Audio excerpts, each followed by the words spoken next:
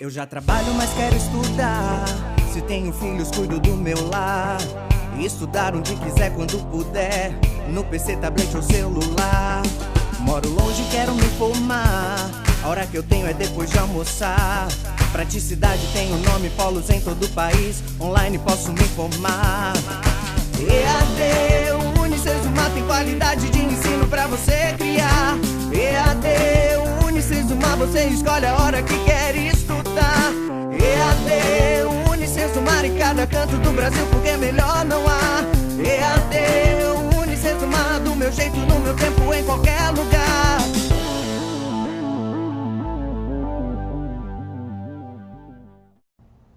E aí, moçada, belezinha? Professor Pietro por aqui. Você provavelmente já me viu nas aulas conceituais, e caso não tenha me visto ainda nas aulas conceituais e já esteja vindo aqui para as aulas ao vivo, sem ter passado pelas aulas conceituais, eu aconselho que você, para a próxima aula, não deixe de ver as aulas conceituais, beleza? Por quê? Porque aqui nas aulas ao vivo, nas nossas aulas das terças-feiras, a gente vai fazer exercício, a gente vai praticar e a gente vai partir do pressuposto que você já domina, ou que você pelo menos tem uma noção do que são algoritmos e dos conceitos envolvidos nisso.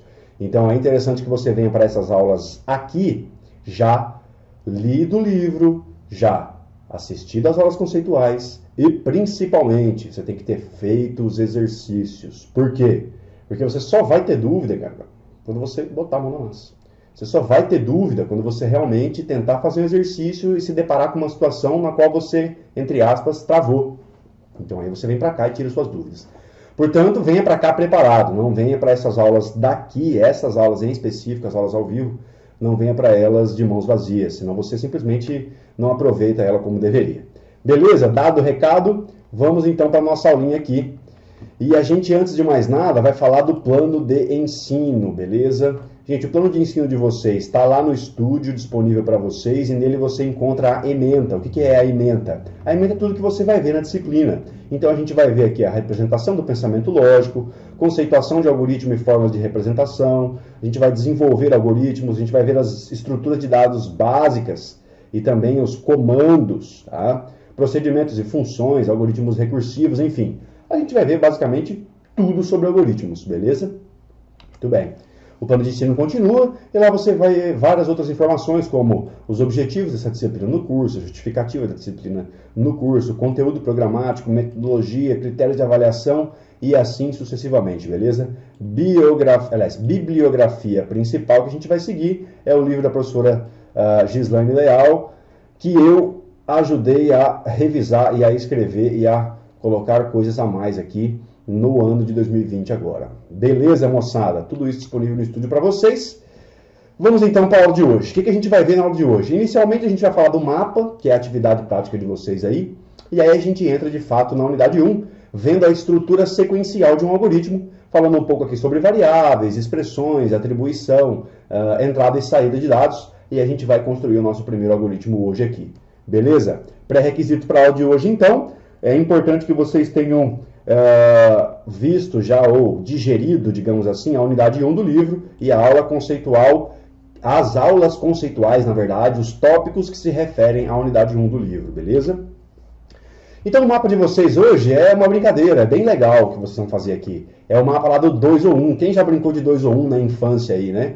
Eu sou de Umuarama, no interior do Paraná, e lá a gente brincava muito de jogar a bola na rua, a gente brincava de esconde-esconde, pé na lata, jogava muita bets. E geralmente para sortear os times, ou para decidir quem começava com a bola, ou decidir quem começava com as bets, ou para decidir quem era o pego no esconde-esconde, né? Quem que era a pessoa que procurava, enfim. A gente tirava o 2 ou 1. A gente não fazia para o ímpar, a gente tirava o 2 ou 1. Então o 2 ou 1 funciona da seguinte maneira. A brincadeira do 2 ou 1, ela funciona assim. Imagina um grupo de pessoas lá, tá? E aí quem tirar um número diferente de todo o resto ganha. Então imagina aqui que eu tenho, nesse caso, 3 pessoas. Professor André Noel, professor Carlos Danilo e professor Pietro estão brincando de 2 ou 1 aqui, tá? Então imagine que temos essas 3 pessoas brincando de 2 ou 1. Para alguém aqui vencer, imagina que tá eu, tá o André e tá o Carlos. Quando os 3 vão lá e brincam de 2 ou 1, e aí eu escolho 2 e todo mundo escolhe 1, por exemplo, ora, se eu tirei o 2, que é diferente de todo mundo, eu ganhei. É assim que funciona. Ou imagina que está todo mundo brincando e a gente vai lá e 2 ou 1, eu, o professor Carlos e o professor Danilo, todo mundo tira 1. Então ninguém ganhou. Então a gente está empatado. A gente vai de novo. A gente tira de novo. 2 ou 1. E aí, se eu tirei 1 e todo mundo tirou 2, ou seja, eu tirei diferente de todo mundo, de novo eu ganho a brincadeira. É assim que funciona mais ou menos, tá? Então olha só. O nosso algoritmo vai funcionar da seguinte maneira. A gente vai ter que criar um algoritmo para simular, para emular essa brincadeira do 2 ou 1, tá? Então imagine que no nosso programa, no nosso algoritmo, a gente vai ter 3 jogadores. O André, representado aqui pela variável A, o Carlos, representado aqui pela letra C, e eu, Pietro, representado pela letra P, ok? Beleza. Se o André for vitorioso no nosso jogo, tá? Então as 3 entradas são A, C e P, 3 entradas, ou seja, eu tenho que, enquanto usuário, dizer, ó, o André selecionou o número 2, o Carlos selecionou o número 1 e o Pietro selecionou o número 2, certo? Essas são as entradas do problema. E aí a saída vai ser a seguinte, se o André for vitorioso, a gente vai imprimir A na tela. Se o Carlos é que for vitorioso, a gente imprime C na tela. Se o professor Pietro é que foi vitorioso, a gente imprime P na tela, beleza? Se ninguém foi vitorioso, ou seja, se deu empate, a gente imprime X na tela, belezinha? Então, olha só, casos de teste para você validar o seu algoritmo, para ver se o seu mapa está funcionando, beleza? Então, faça o seu mapa e execute os casos de teste, porque a correção e a sua nota vai ser com base nos casos de teste. Se você testou o seu algoritmo, fez o teste de mesa, usou todos esses casos de teste aqui, todos os casos de teste passaram, ou seja, a partir das entradas que os casos de testes pedem para você inserir, se a partir dessas entradas as saídas foram o que o caso de teste indica, provavelmente você vai tirar uma nota máxima no seu trabalho, beleza? Então, olha só, no caso de teste 1, a gente vai fazer o seguinte, o André vai digitar o número diferente, beleza? E aí o comportamento esperado é que a gente ignore o dado digitado.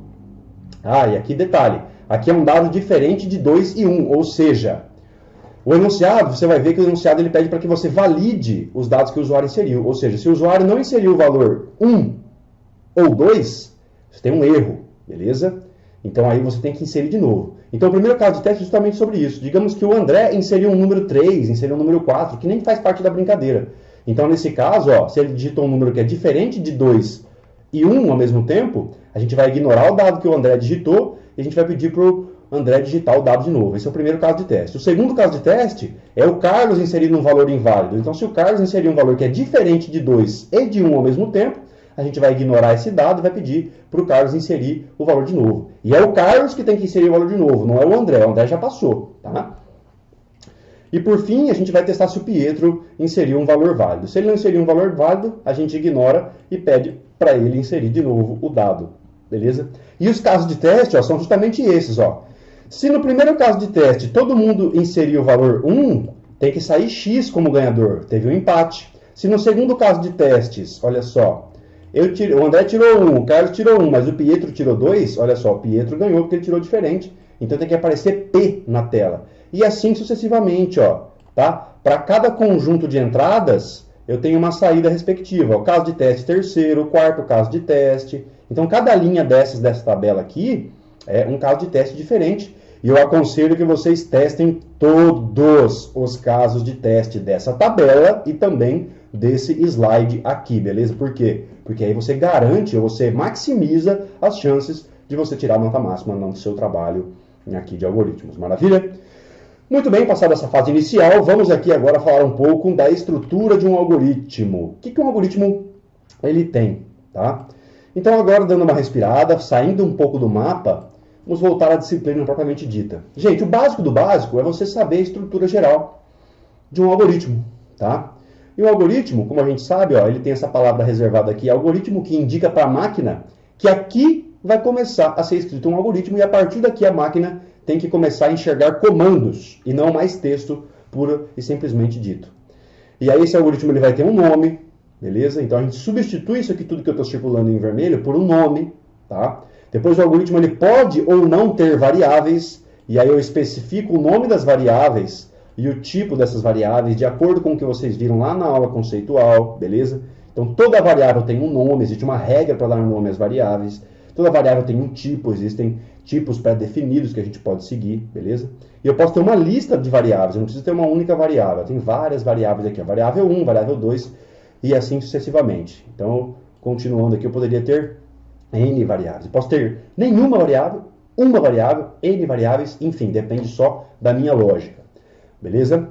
E aí a gente vai para o corpo principal do algoritmo. Então, sempre que eu falar para vocês sobre o corpo principal do algoritmo, olha só, significa o código que está entre o início e o fim do algoritmo. E o algoritmo ele tem, então, início e fim. São duas palavras reservadas, beleza, moçada? Início e fim aqui. A gente não vai ser criterioso e rigoroso no sentido de, esqueci de colocar o ponto, professor. No livro, professor, não tem o início com acento. Então, gente, fiquem tranquilos. A sintaxe do pseudocódigo ela admite certa flexibilidade. Certa. Você vai ver que tem coisas que são obrigatórias aqui. Então, fique atento para o que é obrigatório e o que for flexível, fique tranquilo, que a gente não vai descontar a nota de vocês por causa disso. Caso sua nota seja descontada, vale a pena você entrar em contato com a mediação, a gente vai reavaliar o caso. Só se você estiver cometendo um deslize muito pequeno de sintaxe. Se você não estiver fazendo isso, cara, não adianta vir aqui, mandar mensagem, abre e sai e ficar fazendo um pampeiro. Porque se, por exemplo, você abriu o início do algoritmo, isso aqui é obrigatório, por exemplo, você abriu o início do algoritmo, digitou a palavra início, mas esqueceu de digitar a palavra fim, perdeu ponto, não tem jeito, tá errado. Agora, você colocou fim, mas esqueceu de colocar o ponto ali, ou colocou início e esqueceu de colocar o acento, aí tudo bem, aí dá para tolerar, beleza? Então, o corpo principal do nosso algoritmo, voltando aqui, ele justamente olha aqui, o que está entre o início e o fim. E reparem, que tem um recuo. A partir dessa linha aqui, tem um recuo. Olha só, está rabiscando bem esdrúxulo mesmo, porque o bloco de comandos ele tem um espaço, ele começa espaçado mais lá na frente, é como se eu desse um tab e empurrasse o código para frente. Para quê? Para a gente ter a tal da indentação. Então, essa segunda coisa mais importante que você precisa gravar em algoritmos é a indentação. Você precisa tornar o seu código legível, manutenível. O que é manutenível? É um código que é fácil de dar manutenção, que é fácil de você lá na frente olhar para ele e falar, nossa, estou entendendo o que eu fiz aqui. E a primeira boa prática de programação que você vai aprender, e leve ela para a sua vida, decore isso, grave, faça isso a partir de hoje, faça isso para todos os algoritmos na sua vida. Indentação é o quê? Olha só, o início ele abriu um bloco de comandos e o fim fechou um bloco de comandos. Esse bloco de comandos ele vai ser escrito a partir de um tab, de um recuo, de uma indentação. Então, as instruções elas são escritas deslocadinhas ali para que a gente leia depois esse código de maneira mais adequada. Eu tenho o bloco de comandos 1, bloco de comandos 2 e assim sucessivamente, tantos blocos de comandos quanto eu precisar dentro do meu algoritmo. Beleza?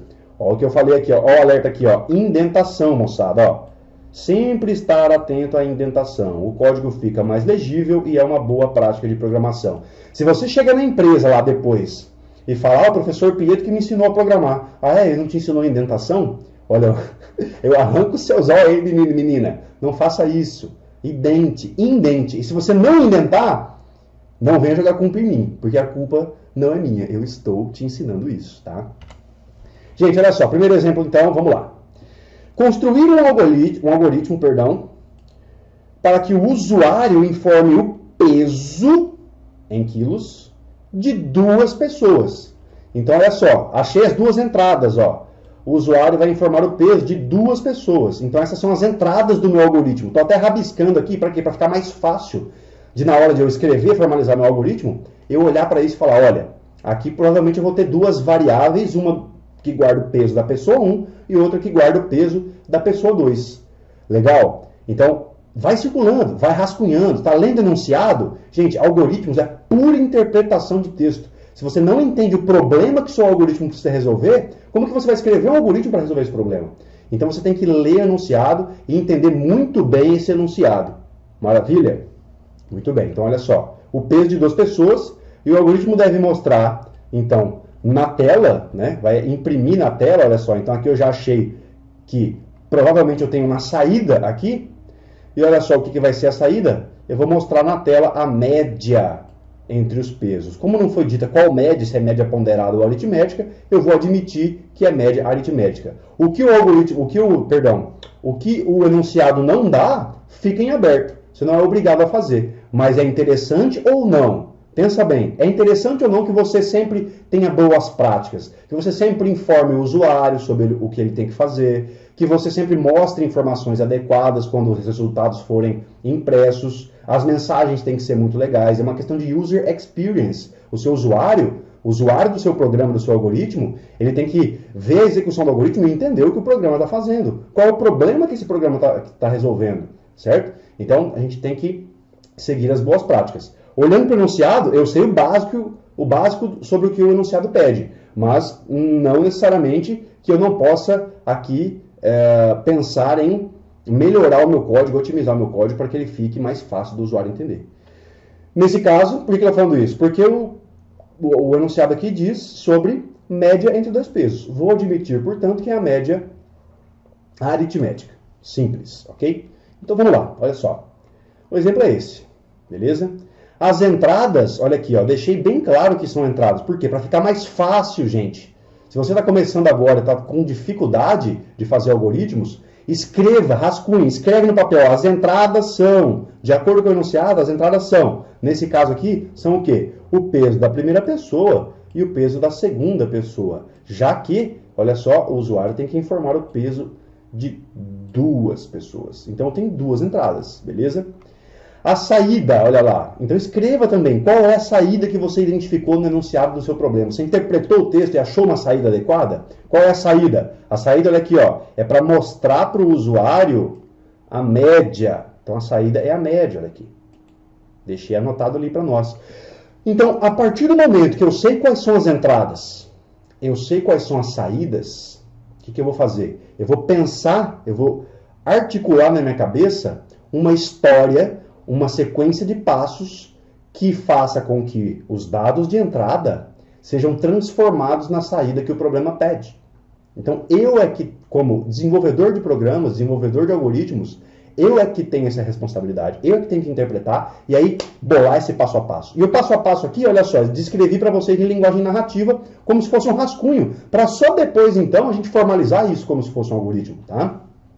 Então, olha o que eu fiz para facilitar a minha vida. Eu fiz um passo a passo aqui de cabeça e eu escrevi esse passo a passo em linguagem narrativa. Então, o que eu vou fazer? Primeiro eu vou ler o peso da pessoa 1, eu enquanto máquina, tá? Depois eu vou ler o peso da pessoa 2, ó, então eu já tenho as entradas. E aí, o que eu faço? Eu calculo a média.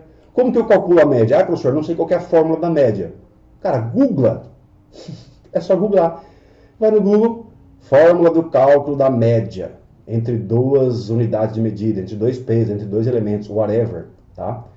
Googlou, achou a informação, pronto, já sabe calcular a média. Então, calculando a média, a gente vai fazer o quê? A gente vai exibir a média para o usuário na tela. Legal? Então, é isso que o nosso algoritmo vai fazer. Então, tá aí, ó. Essa é a estrutura do algoritmo de um modo geral. E aí, como é que fica a brincadeira, gente? Ó, o nosso algoritmo, ele se chama média dos pesos. Perceba que a regra que eu usei para dar nome no nosso algoritmo é a mesma regra de nomenclatura de variáveis. Não pode começar com um número, não pode ter caracteres especiais, não pode ter espaço e assim por diante. Beleza? Dado o nome do nosso algoritmo, lembra lá, nós temos duas variáveis de entrada. Vou criar aqui então duas variáveis. Peso 1, que é o dado de entrada 1, e o peso 2, que é o dado de entrada 2. São os pesos de duas pessoas, tá? Ambos esses pesos eu coloquei como tipo real, porque o peso de uma pessoa pode ou não ser em gramas, ter vírgulas. Por exemplo, a pessoa pode pesar. Se for um atleta, as gramas fazem diferença na hora de uma pesagem para uma competição, por exemplo. Então, se você tem lá 60 kg,1 grama, ou 60 kg,100 gramas, né, quero dizer, horas, admite-se, então, casos decimais, beleza? Eu poderia aqui tratar o peso só como número inteiro, né? Porque quando você vai numa balança por aí, geralmente uma balança ela só te dá o peso como 80 quilos, 70 quilos, te dá o peso inteiro, né? Uma pessoa comum. Mas não custa a gente pensar numa boa prática aqui. Deixei o peso como do tipo real. Inteiro não estaria completamente errado, mas o do tipo real está mais certo. beleza? Que mais aqui? Ó? Criei uma variável auxiliar, que talvez ela nem fosse necessária, mas deixei ela aqui, talvez eu não use, se eu não for usar depois eu apago, mas já criei aqui a variável soma. Para quê? Porque a fórmula da média, gente, ela faz o quê? A média, você soma os dois valores e divide por 2. É esse que é o cálculo da média. Então a soma eu vou guardar nessa variável aqui, por isso que eu estou criando ela, também do tipo real. E depois, olha só, cria a variável média, também do tipo real. Variável média, vocês já imaginam, será a variável que vai guardar o valor do cálculo que eu vou ter que produzir como resultado no momento da nossa finalização do algoritmo. Tá joia?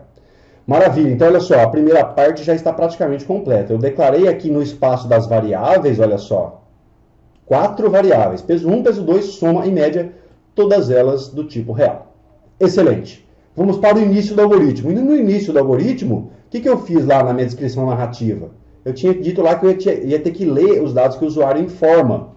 Então, ó, como boa prática, eu não vou sair lendo direto. Eu poderia só ter essa instrução aqui, gente. Ó, leia peso 1. Eu poderia ter só essa instrução, não estaria errado. O algoritmo ia ficar parado esperando que o usuário insira o dado necessário.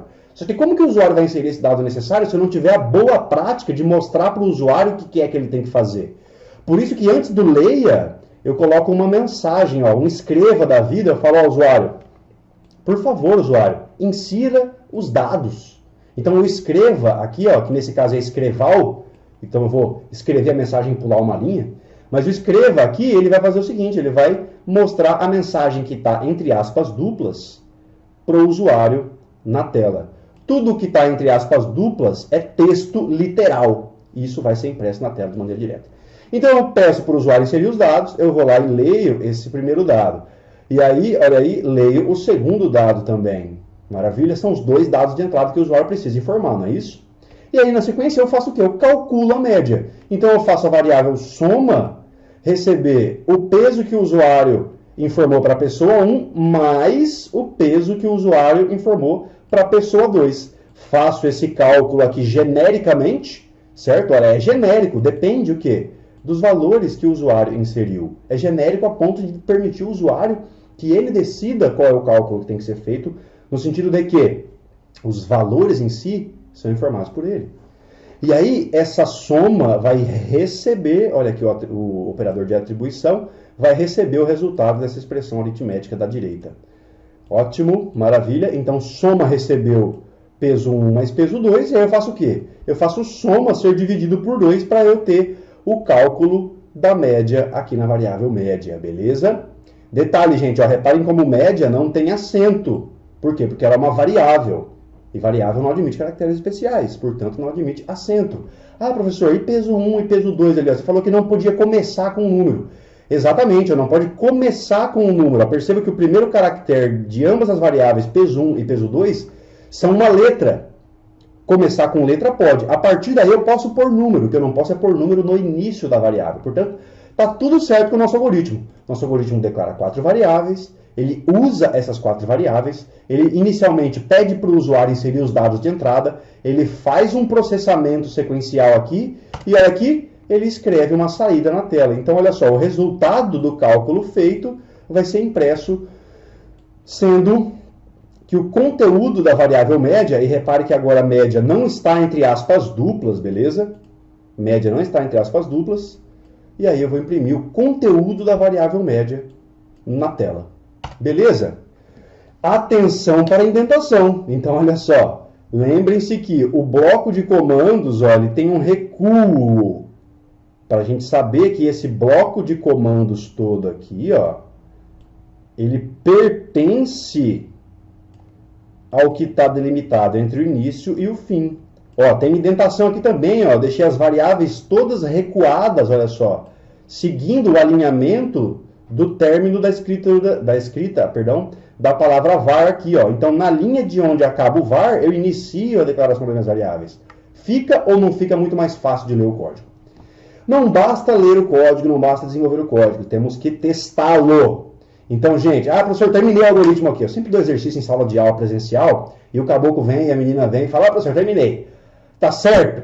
Aí eu vou lá na mesa do cara, na maior paciência, eu olho pra cara do cara e falo, e aí, você testou? Aí a pessoa olha pra minha cara assim, Com uma cara de sem graça.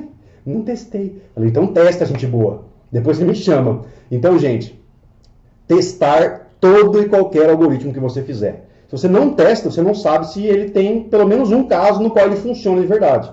Beleza? Então vamos lá. Testando, fazendo teste de mesa. Olha só.